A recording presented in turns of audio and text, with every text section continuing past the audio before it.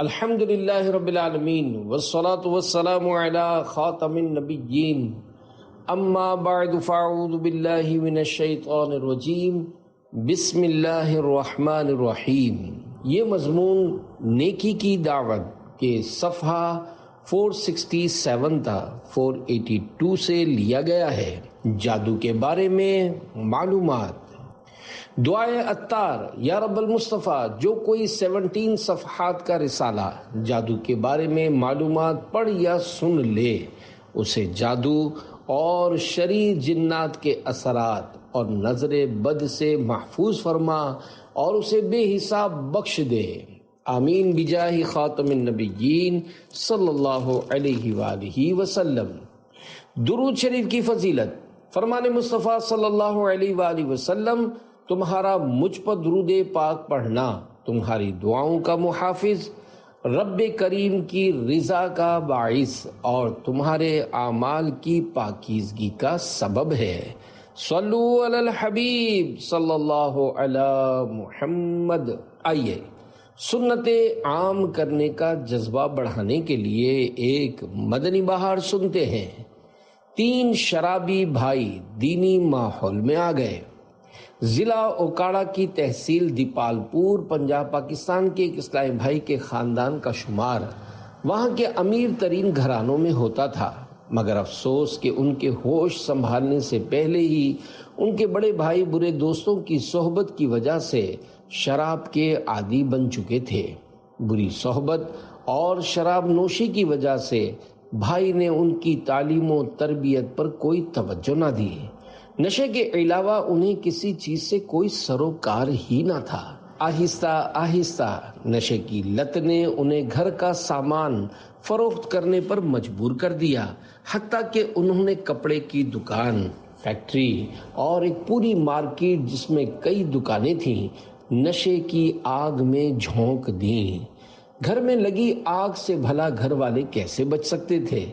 آخر وہی ہوا جس کا ڈر تھا، یعنی ان سے چھوٹا اور ان سے بڑا بھائی بھی منشیات کا عادی ہو گیا۔ اس آگ نے اور زور پکڑا تو وہ بھی اس کے لپیٹ میں آ ہی گئے اور انہیں بھی نشے کی عادت پڑ گئی۔ والد محترمہ، جو کہ پہلے ہی بڑے بھائی کے نشئی ہونے کی وجہ سے صدمے سے نڈھال تھیں، یہ بھائی غم میں مزید اضافے کا باعث بن گئے۔ آخر کار ان کے نصیب کچھ یوں جاگے کہ ان کا منجھلا یعنی درمیانہ بھائی، جو کہ نشے کی آفت سے محفوظ تھا، وہ عاشقان رسول کی دینی تحریک دعوت اسلامی کے مہکے مشک بار دینی ماحول میں آنے جانے لگا۔ دینی ماحول سے وابستگی کی برکت سے کبھی کبھار ان پر بھی انفرادی کوشش کے ذریعے اجتماع میں لے جانے میں کامیاب ہو جاتا، لیکن وہاں ان کا دل نہیں لگتا تھا، مگر بھائی نے انفرادی کوشش جاری رکھی اور انہیں محبت کے ساتھ اجتماع میں لے جاتا رہا۔ الحمدللہ اپنے بھائی کی انفرادی کوششوں کی برکت سے وہ سب بھائی جو کہ کچھ عرصہ قبل نشے کے عادی تھے، توبہ کر کے دعوت اسلامی کے دینی ماحول سے وابستہ ہو چکے ہیں۔ ان کو جب کبھی اپنا سابقہ دور یاد آتا ہے تو دل کانپ جاتا ہے کہ اگر دعوت اسلامی کا دینی ماحول نہ ملتا تو کیا بنتا؟ شاید یہی ہوتا کہ وہ آج در در کی ٹھوکریں کھا رہے ہوتے اور انہیں اپنے بھی دھتکار رہے ہوتے، مگر الحمدللہ دینی ماحول کے طفیل ان کے خزاں رسیدہ گلزار میں پھر سے خوشیوں کی مدنی بہار آ گئی۔ اللہ پاک کے کروڑ احسان کہ وہ تادم تحریر 63 دن کا مدنی تربیتی کورس کر رہے ہیں، اور سب سے بڑے بھائی جان کم و بیش 17 ماہ سے عاشقان رسول کے ہمراہ سنتیں سیکھنے سکھانے کے مدنی قافلے کے مسافر ہیں۔ دعوت اسلامی کی قیوم، دونوں جہاں میں مچ جائے دھوم، اس پہ فدا ہو بچہ بچہ، یا اللہ میری جھولی بھر دے۔ صلو علی الحبیب صلی اللہ علی محمد۔ اس مدنی بہار کے ضمن میں نیکی کی دعوت۔ پیارے اسلامی بھائی، دیکھا آپ نے انفرادی کوشش کے ذریعے سنتوں بھرے اجتماع میں شرکت کی برکت سے 3 شرابی بھائی دعوت اسلامی کے دینی ماحول سے وابستہ ہو گئے۔ شرابی کی خرابی آپ نے ملاحظہ فرمائی کہ اس نے کارخانہ، کپڑے کی دکان اور اپنی مارکیٹ سب کچھ نشے کی آگ میں جھونک دیا۔ واقعی شراب بڑی خراب شے ہے اور اس سے دنیا و آخرت دونوں ہی داؤ پر لگ جاتے ہیں۔ شراب اس قدر بری بلا ہے کہ یہ دواعن بھی نہیں پی جا سکتی۔ چنانچہ حضرت طارق بن سوید رضی اللہ عنہ نے شراب کے متعلق سوال کیا۔ حضور پرنور صلی اللہ علیہ وآلہ وسلم نے منع فرمایا۔ انہوں نے عرض کی ہم تو اسے دوا کے لیے بناتے ہیں۔ فرمایا یہ دوا نہیں ہے، یہ تو خود بیماری ہے۔ حضرت ابو موسیٰ اشعری رضی اللہ عنہ سے روایت ہے، حضور اکرم صلی اللہ علیہ وآلہ وسلم کا فرمان عبرت نشان ہے، 3 شخص جنت میں داخل نہ ہوں گے، شراب کی مداومت کرنے یعنی ہمیشہ پینے والا، اور قاطع رحم یعنی رشتہ داری توڑنے والا، اور جادو کی تصدیق کرنے والا۔ جادو کے بارے میں حضرت علامہ علی قاری رحمت اللہ علیہ اس حدیث پاک کے اس حصے اور جادو کی تصدیق کرنے والا کے تحت فرماتے ہیں، اس سے مراد وہ شخص ہے جو جادو کی تاثیر بذات ہی یعنی اس میں اللہ کے دیے بغیر خود بخود تاثیر ہونے کا قائل ہو۔ جادو اور جن کے وجود کا انکار کفر ہے۔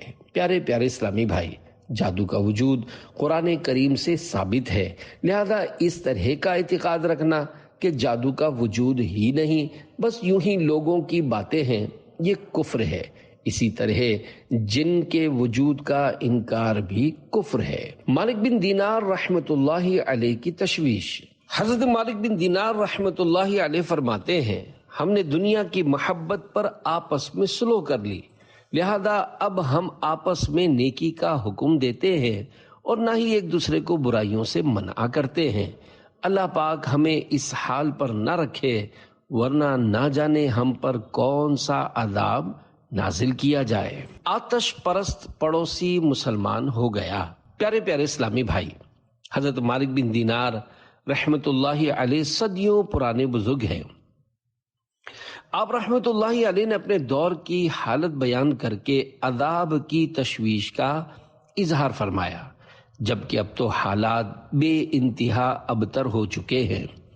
100 کروڑ افسوس، اب تو مسلمانوں کی بھاری اکثریت ایک دوسرے سے بڑھ چڑھ کر دنیا کی شیدائی ہو چکی ہے، اور حالات اتنے خراب ہو چکے ہیں کہ کسی کو نیکی کی دعوت دینا کجا، نیکی کی دعوت دینے والے کی باضابطہ مخالفت کی جانے لگی ہے، اور برائی سے کسی کو منع کرنا تو بہت دور رہا، اب تو خوب برائی کی دعوت پیش کی جاتی ہے۔ نہ اپنی اصلاح کی فکر ہے، نہ گھر بار کی سدھار کی پرواہ ہے، اور نہ ہی پڑوسیوں کی آخرت بہتر بنانے کی سوچ ہے۔ بہرحال ہمیں چاہیے کہ ہم خود سدھرنے کی سعی کے ساتھ ساتھ دیگر اسلامی بھائیوں کو بھی نیکی کی دعوت پیش کریں، نیز اپنے پڑوسیوں پر بھی انفرادی کوشش کیا کریں۔ الحمدللہ ہمارے بزرگان دین رحمت اللہ علیہم کے اپنے پڑوسیوں پر انفرادی کوشش کے کئی واقعات ہیں۔ چنانچہ شمعون نامی ایک آتش پرست حضرت حسن بصری رحمت اللہ علیہ کا پڑوسی تھا۔ جب اس کے انتقال کا وقت قریب آیا تو آپ رحمت اللہ علیہ اس کے پاس تشریف لے گئے۔ کیا دیکھتے ہیں کہ اس کا سارا جسم آگ کے دھوئیں کی وجہ سے سیاہ پڑ گیا ہے۔ آپ رحمت اللہ علیہ نے انفرادی کوشش کرتے ہوئے اسے اسلام قبول کرنے کی دعوت پیش کی اور رحمت الہی کی امید دلائی۔ اس نے عرض کی کہ میں 3 چیزوں کی وجہ سے اسلام سے دور ہوں۔ نمبر 1، جب اسلام کے نزدیک دنیا بہت بری شے ہے تو پھر تم لوگ اس کے حصول کی جستجو کیوں کرتے ہو؟ نمبر 2، موت کو یقینی تصور کرنے کے باوجود اس کے لیے تیاری کیوں نہیں کرتے؟ نمبر 3، تمہارے کہنے کے مطابق دیدار الہی بہت بڑی نعمت ہے، تو پھر تم دنیا میں اس کی مرضی کے خلاف کام کیوں کرتے ہو؟ حضرت حسن بصری رحمۃ اللہ علیہ نے ارشاد فرمایا، ان سب چیزوں کا تعلق تو اعمال سے ہے، عقائد سے نہیں۔ تم یہ تو غور کرو کہ آتش پرستی میں وقت ضائع کر کے تمہیں حاصل کیا ہوا؟ مومن خواہ جیسا بھی ہو، کم از کم اللہ پاک کی وحدانیت یعنی ایک ہونے کو تو تسلیم کرتا ہے۔ دیکھو، تم نے 70 سال تک اس آگ کو پوجا ہے، اس کے باوجود ہم دونوں اگر آگ میں کودیں تو یہ ہم دونوں کو یکساں یعنی برابر جلائے گی۔ یقیناً تمہارا اس کی عبادت کرنا تمہیں نہ بچا سکے گا۔ ہاں، میرے مالک و مولا میں ضرور یہ طاقت ہے کہ اگر وہ چاہے تو یہ آگ مجھے ذرہ برابر نقصان نہ پہنچا سکے۔ یہ فرما کر آپ رحمت اللہ علیہ نے اپنے ہاتھ میں آگ اٹھا لی، لیکن اس نے آپ رحمت اللہ علیہ کو کوئی نقصان نہ پہنچایا۔ یہ دیکھ کر شمعون بڑا متاثر ہوا، مگر اداس ہو کر کہنے لگا کہ میں 70 سال آتش پرستی میں مبتلا رہا، اب آخری وقت میں کیا مسلمان ہوں گا؟ آپ رحمت اللہ علیہ نے اس پر انفرادی کوشش جاری رکھی۔ آخر کار اس نے عرض کی، میں اس شرط پر مسلمان ہو سکتا ہوں کہ آپ رحمت اللہ علیہ مجھے یہ عہد نامہ لکھ کر دیں کہ میرے مسلمان ہو جانے کے بعد اللہ پاک میرے تمام گناہوں کی بخشش فرما دے گا۔ آپ رحمت اللہ علیہ نے اسی مضمون کا عہد نامہ لکھ کر اس کے حوالے کر دیا، لیکن اس نے کہا اس پر عادل لوگوں کی گواہی بھی درج کروائیے۔ آپ رحمت اللہ علیہ نے اس کا یہ مطالبہ بھی پورا کر دیا۔ اس کے بعد وہ مسلمان ہو گیا اور وصیت کی کہ میرے مرنے کے بعد آپ رحمت اللہ علیہ خود غسل دے کر یہ عہد نامہ میرے ہاتھ میں تھما دیجیے گا تاکہ میدان محشر میں میرے مومن ہونے کا ثبوت بن سکے۔ یہ وصیت کرنے کے بعد اس نے کلمہ شہادت پڑھا اور اس کی روح قفس انصری سے پرواز کر گئی۔ آپ رحمت اللہ علیہ نے اس کی وصیت پوری فرمائی۔ اسی شب آپ رحمت اللہ علیہ نے خواب میں دیکھا کہ وہ بہت قیمتی لباس اور نقش و نگار سے مزین تاج پہنے جنت کی سیر میں مصروف ہے۔ آپ رحمت اللہ علیہ نے پوچھا، تجھ پر کیا گزری؟ اس نے عرض کی، خدائے پاک نے میری مغفرت فرما دی اور مجھے ایسے ایسے انعامات سے نوازا کہ میں بتا نہیں سکتا، لہذا اب آپ رحمت اللہ علیہ پر کوئی بار یعنی بوجھ نہیں، اور یہ عہد نامہ واپس لے لیجئے کیونکہ اب مجھے اس کی حاجت نہیں۔ جب بیدار ہوئے تو وہ عہد نامہ آپ رحمت اللہ علیہ کے ہاتھ میں موجود تھا۔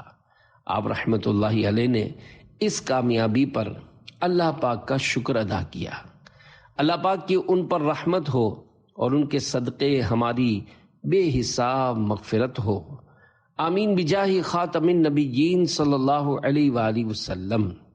زمانے بھر میں مچا دیں گے دھوم سنت کی، اگر کرم نے تیرے ساتھ دے دیا یا رب، صلو علی الحبیب صلی اللہ علی محمد۔ میں آگ کے اندر پورے 20 منٹ کھڑا رہا۔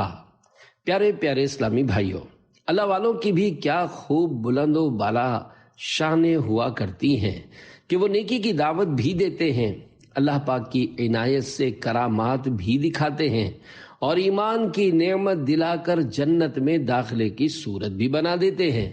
بہرحال پڑوسی کی بھی فکر رکھنی چاہیے اور اسے نیکی کی دعوت سے محروم نہیں کرنا چاہیے۔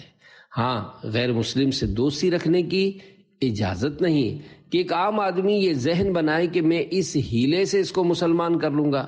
البتہ جو عالم دین اس غیر مسلم کے مذہب اور باطل عقیدوں کے رد پر قدرت رکھتا ہو، وہ بے شک شریعت کے دائرے میں رہ کر اسے اسلام میں لانے کے لیے اپنے قریب کرے اور اس کو اسلام کی طرف رغبت دلائے اور اس کے اعتراضات کے جوابات دے۔ کرامت کی برکت سے سینکڑوں آگ کے پجاریوں کو داخل اسلام کرنے سے متعلق حیات اعلی حضرت جلد اول صفحہ 183 تا 184 پر وارد ایک ایمان افروز حکایت سنیے، جس میں میرے آقا اعلی حضرت رحمت اللہ علیہ کے بے مثال تقوی کا بھی تذکرہ ہے۔ حکایت کو قدر آسان کر کے پیش کرنے کی کوشش کرتا ہوں۔ چنانچہ حضرت مولانا حسین میرٹھی رحمۃ اللہ علیہ فرماتے ہیں، حضرت پیر عبدالحمید صاحب بغدادی رحمۃ اللہ علیہ ہند کے صوبے گجرات کے ایک شہر بڑودہ میں تشریف لائے اور جامع مسجد میں ایک دن مغرب کی نماز پڑھائی۔ میں نے ایسا اثر کبھی قرآن شریف پڑھنے کا نہیں دیکھا۔ معلومات کر کے ان سے ملنے ان کی قیام گاہ پر گیا۔ اعجاز قرآنی کے سلسلے میں پیر صاحب نے اپنا ایک ایمان افروز واقعہ سناتے ہوئے فرمایا، ایک مرتبہ ایران گیا، وہاں ایک پرانے آتش کدے سے تعلق رکھنے والے آتش پرستوں سے مناظرے کی میری ترکیب بنی۔ میں نے کہہ دیا کہ جس آگ کی تم پوجا کرتے ہو اسی کے اندر جا کر پوچھ لیا جائے کہ آیا وہ اپنے پوجنے والوں کی کوئی رعایت بھی کرتی ہے یا اس کو بھی جلا مارتی ہے۔ میری اس بات کو وہ لوگ مذاق سمجھے، مگر ایک وقت طے کر لیا گیا۔ وقت مقررہ پر سارا شہر یہ انوکھا مناظرہ دیکھنے کے لیے امنڈ آیا۔ میں نے ان کے پجاری سے کہا، چلیے آگ کے اندر۔ وہ گھبرا گیا۔ الحمدللہ میں آتش کدے کے اندر داخل ہو گیا اور شعلے مارتی آگ کے اندر پورے 20 منٹ کھڑا رہا، پھر بخیر و عافیت باہر نکل آیا۔ یہ منظر دیکھ کر الحمدللہ بہت سارے آتش پرست توبہ کر کے مشرف با اسلام ہو گئے۔ حضرت مولانا حسین میرٹھی رحمت اللہ علیہ فرماتے ہیں، میں نے پوچھا آپ نے اتنی ہمت کیسے کی؟ فرمایا، آگ میں داخل ہوتے وقت میں نے قرآن کریم ہاتھ میں اٹھا رکھا تھا اور میرا یہ ذہن بنا ہوا تھا کہ جب قرآن پاک ہمیں جہنم کی آگ سے بچا سکتا ہے تو دنیا کی معمولی آگ سے کیوں نہیں بچا سکتا؟ ان بزرگ سے میں نے سرکار اعلیٰ حضرت رحمت اللہ علیہ کی نماز کے متعلق ایک مخصوص احتیاط کا تذکرہ کیا تو وہ بے حد متاثر ہوئے۔ دوسرے دن میری ان سے پھر ملاقات ہوئی۔ فرمایا، آج ساری رات روتے گزرے، یہی کہتا رہا کہ خداوندا تیرے ایسے بندے بھی ہیں جو اس قدر احتیاط سے نماز پڑھتے ہیں۔ اللہ کیا جہنم اب بھی نہ سرد ہوگا، رو رو کے مصطفیٰ نے دریا بہا دیے ہیں۔ شرح کلام رضا۔ اس شعر میں میرے آقا اعلی حضرت مولانا شاہ امام احمد رضا خان رحمت اللہ علیہ خدائے غفار کے دربار گوہر بار میں عرض گزار ہیں، یا اللہ پاک کیا جہنم کی آگ غلامان مصطفیٰ کے حق میں اب بھی سرد نہ ہوگی؟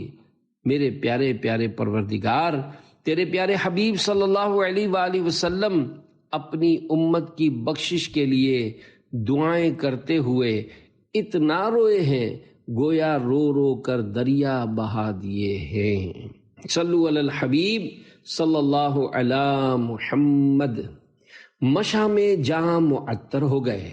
پیارے پیارے اسلامی بھائیوں، اپنے دل کے اندر محبت اولیاء کرام رحمت اللہ علیہم کی شمع جلانے، فیضان اولیاء پانے اور دنیا اور آخرت بہتر بنانے کے لیے دعوت اسلامی کے دینی ماحول سے ہر دم وابستہ رہیے۔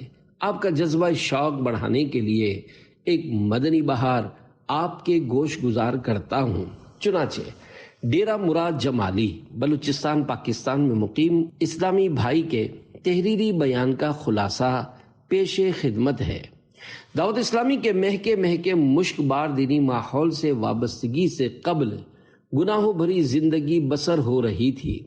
ان کی زندگی کے خزاں رسیدہ چمن میں نسیم بہار کچھ اس طرح چلی کہ ایک دن حسب معمول وہ اپنے میڈیکل اسٹور پر موجود تھے۔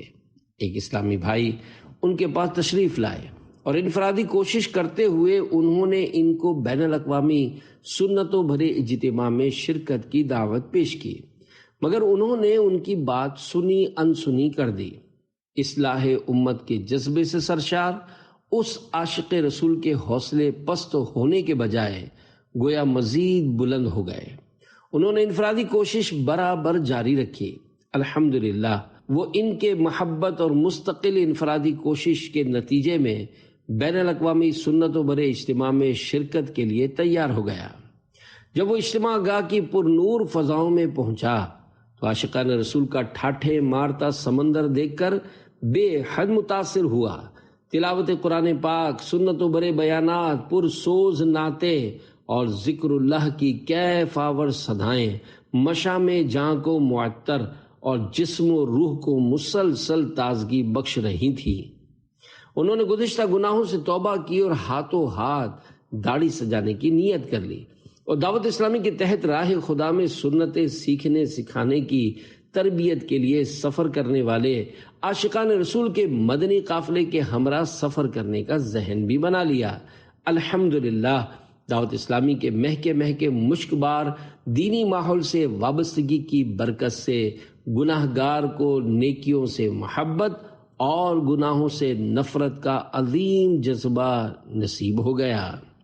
ہے اسلامی بھائی سبھی بھائی بھائی، ہے بے حد محبت بھرا دینی ماحول، یقیناً مقدر کا وہ ہے سکندر جسے خیر سے مل گیا دینی ماحول۔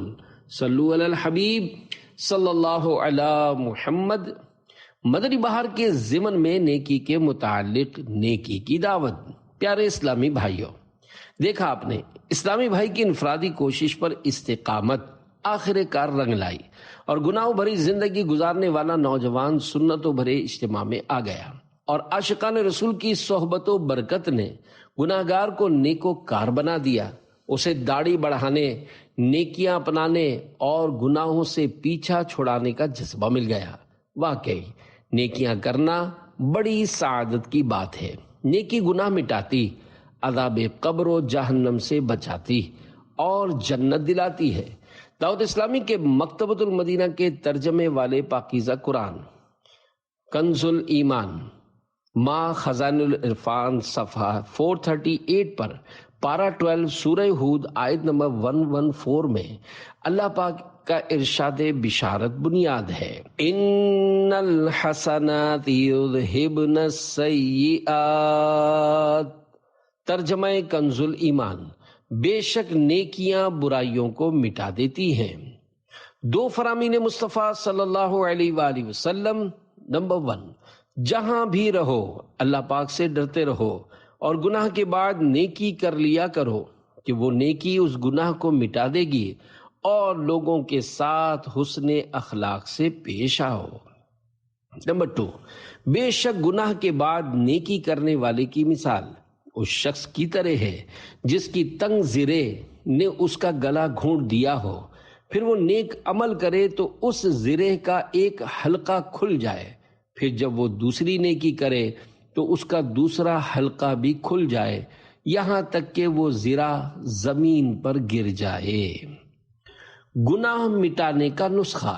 پیارے پیارے اسلامی بھائیوں، آیت مبارکہ اور دو فرامین مصطفیٰ صلی اللہ علیہ وآلہ وسلم سے معلوم ہوا کہ جب بھی گناہ سرزد ہو جائے تو کوئی نیکی کر لینی چاہیے، مثلا درود شریف، کلمہ طیبہ وغیرہ پڑھ لے۔ چنانچہ حضرت ابو ذر غفاری رضی اللہ عنہ فرماتے ہیں، مجھے نصیحت کرتے ہوئے مدینے کے سلطان صلی اللہ علیہ وآلہ وسلم نے ارشاد فرمایا، جب بھی تجھ سے کوئی برا عمل سرزد ہو جائے تو اس کے بعد کوئی نیک کام کر لے کہ یہ نیکی اس برائی کو مٹا دے گی۔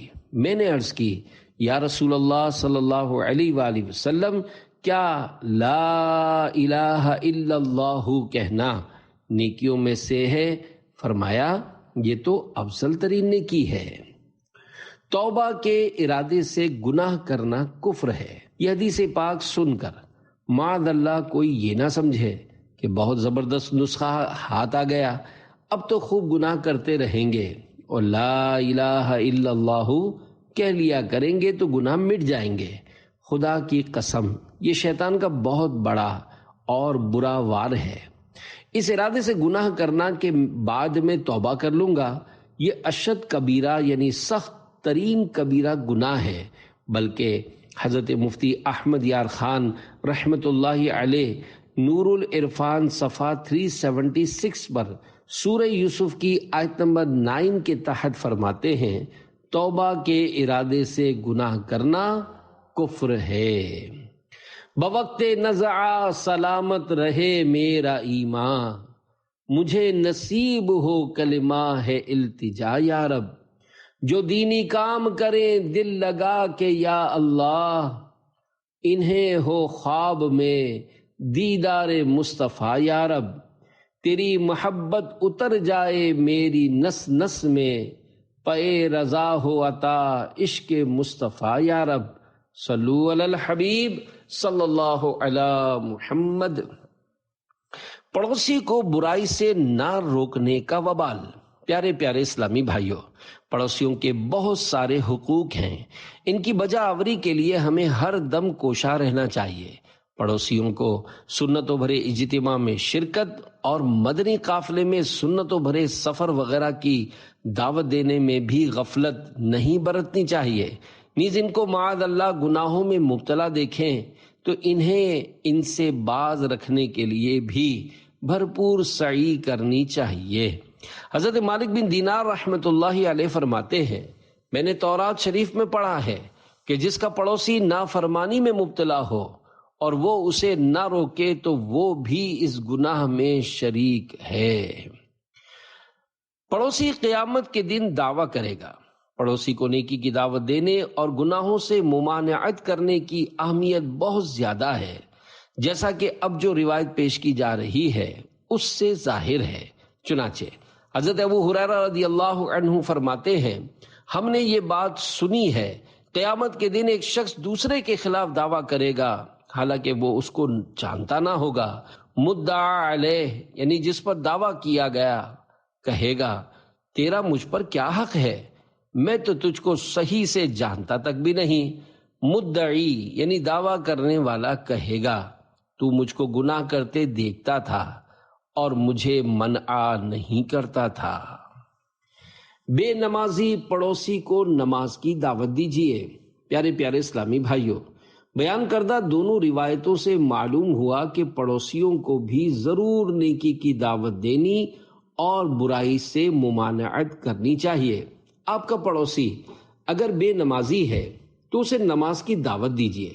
اگر وہ نمازی ہے اور جماعت میں سستی کرتا ہے تو اسے جماعت کی تلقین کیجیے، حتیٰ کہ اگر آپ کا ظن غالب ہے کہ سمجھائیں گے تو جماعت سے نماز پڑھنا شروع کر دے گا تو اب اسے سمجھانا واجب ہو گیا، نہیں سمجھائیں گے تو گناہ گار ہوں گے۔ چنانچہ دعوت اسلامی کے مکتبۃ المدینہ کی 1250 صفحات پر مشتمل کتاب بحر شریعت جلد اول صفحہ 582 پر ہے، عاقل بالغ حر یعنی آزاد، قادر یعنی قدرت رکھنے والے پر جماعت واجب ہے۔ بلا عذر ایک بار بھی چھوڑنے والا گناہگار اور مستحق سزا ہے، اور کئی بار ترک کرے تو فاسق مردود الشہادہ یعنی اس کی گواہی قابل رد ہے اور اس کو سخت سزا دی جائے گی۔ اگر پڑوسیوں نے سکوت کیا یعنی خاموشی اختیار کی تو وہ بھی گناہگار ہوئے۔ امام کو چاہیے کہ مقتدی کی نگرانی کرے۔ مسجدوں کے پیش اماموں کی خدمت میں مشورتاً عرض ہے وہ اپنے مقتدیوں کی نگرانی کیا کریں کہ ان میں سے کون جماعت سے نماز پڑھتا ہے اور کون نہیں۔ اگر کوئی نمازی کسی نماز میں غیر حاضر ہو تو اس کے گھر جا کر یا فون کر کے اس کی خبر نکالیں۔ بیمار ہو گیا ہو تو عیادت کریں، اور سستی کی وجہ سے نہ آیا ہو تو نیکی کی دعوت دیں۔ اور یہ صرف امام صاحبان ہی کے لیے نہیں ہے، تمام اسلامی بھائیوں کو یہ انداز اختیار کرنا چاہیے۔ فاروق اعظم نے فجر میں غیر حاضر رہنے والے کی معلومات کی۔ امیر المومنین مسلمانوں کے دوسرے خلیفہ حضرت عمر فاروق اعظم رضی اللہ عنہ کے نمازیوں کی خبر گیری کرنے کی ایک روایت ملاحظہ فرمائیے اور اس کے مطابق عمل کا ذہن بنائیے۔ چنانچہ امیر المومنین فاروق اعظم رضی اللہ عنہ نے صبح کی نماز میں حضرت سلیمان بن ابی حسمہ رضی اللہ عنہ کو نہیں دیکھا۔ بازار تشریف لے گئے، راستے میں حضرت سلیمان رضی اللہ عنہ کا گھر تھا۔ ان کی ماں حضرت شفا رضی اللہ عنہا کے پاس تشریف لے گئے اور فرمایا کہ صبح کی نماز میں نے سلیمان کو نہیں پایا۔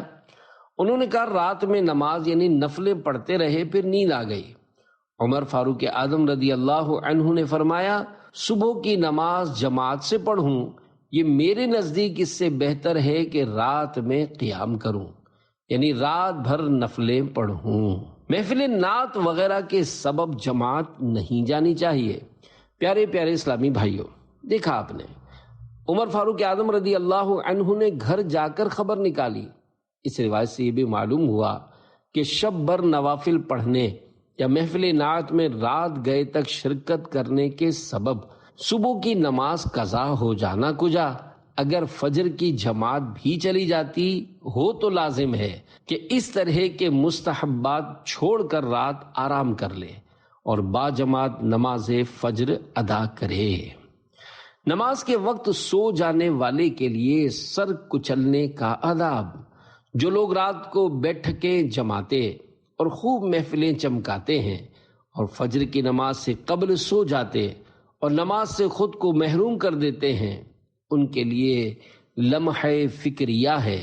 چنانچہ سرکار مدینہ منورہ سردار مکہ مکرمہ صلی اللہ علیہ وآلہ وسلم نے صحابہ کرام علیہم رضوان سے فرمایا، آج رات دو شخصوں یعنی جبرائیل علیہ السلام اور میکائیل علیہ السلام میرے پاس آئے اور مجھے ارض مقدسہ میں لے آئے۔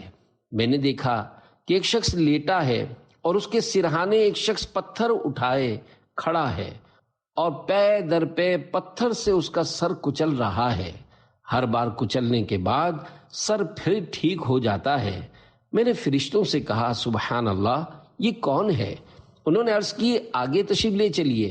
مزید مناظر دکھانے کے بعد فرشتوں نے عرض کی کہ پہلا شخص جو آپ صلی اللہ علیہ وآلہ وسلم نے دیکھا یہ وہ تھا جس نے قرآن پڑھا پھر اس کو چھوڑ دیا تھا اور فرض نمازوں کے وقت سو جاتا تھا۔ اس کے ساتھ یہ برتاؤ قیامت تک ہوگا۔ میں پانچوں نمازیں پڑھوں با جماعت، ہو توفیق ایسی عطا یا الہی، صلو علی الحبیب صلی اللہ علی محمد۔ فلموں کی 2000 وی سی ڈیز توڑ دیں۔ پیارے پیارے اسلامی بھائیوں، نمازوں کی عادت بنانے، سنتیں اپنانے، نیکیوں کی خصلت پانے اور گناہوں کی نحوست سے پیچھا چھڑانے کے لیے دعوت اسلامی کے دینی ماحول سے وابستہ ہو جائیے۔ آئیے آپ کی ترغیب و تحریض کے لیے ایک مدنی بہار سناؤں۔ چنانچہ ایشیا کی سب سے بڑی کچی آبادی اورنگی ٹاؤن کراچی میں مقیم اسلامی بھائی کے مکتوب کا خلاصہ ہے۔ دعوت اسلامی کے دینی ماحول میں آنے سے قبل وہ نیکیوں سے کوسوں دور گناہوں کی وادیوں میں محصور یعنی قید تھے۔ خواہشات نفسانی کی تکمیل گویا ان کا مقصد حیات بن چکا تھا۔ فحش فلمیں ڈرامے دیکھنے کے ساتھ ساتھ طرح طرح کی دیگر برائیوں کی نحوستوں کا بھی شکار تھے۔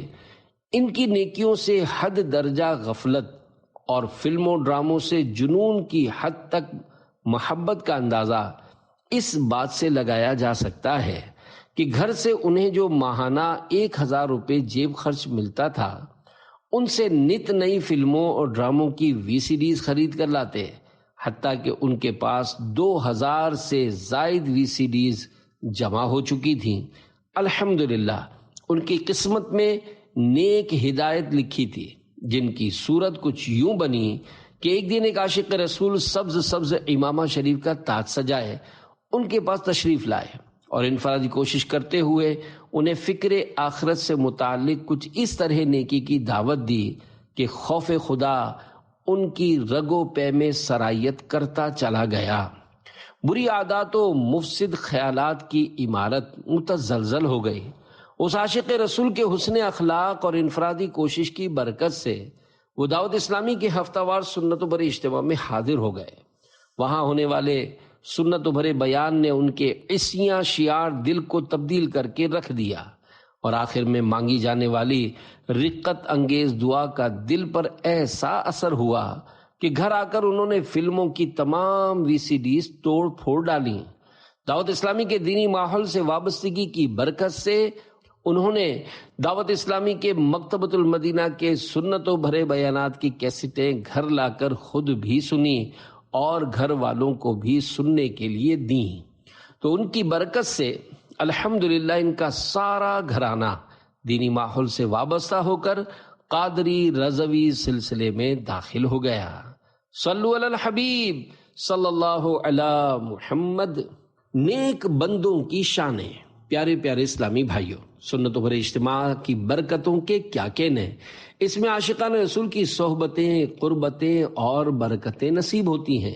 ان میں کئی اللہ پاک کے مقبول بندے ہوتے ہیں جو اگرچہ پہچانے نہیں جاتے مگر ان کی برکتوں سے بیڑا پار ہو جاتا ہے۔ علماء فرماتے ہیں جہاں 40 مسلمان صالح یعنی نیک مسلمان جمع ہوتے ہیں ان میں سے ایک ولی اللہ ضرور ہوتا ہے۔ فرمان مصطفیٰ صلی اللہ علیہ وآلہ وسلم بہت سے بکھرے ہوئے بالوں، غبار آلودہ بدن والے اور 2 پرانے کپڑوں والے ایسے ہوتے ہیں کہ جن کی پرواہ نہیں کی جاتی۔ اگر وہ اللہ پاک پر قسم کھا لیں تو اللہ کریم ان کی قسم کو پوری فرما دیتا ہے۔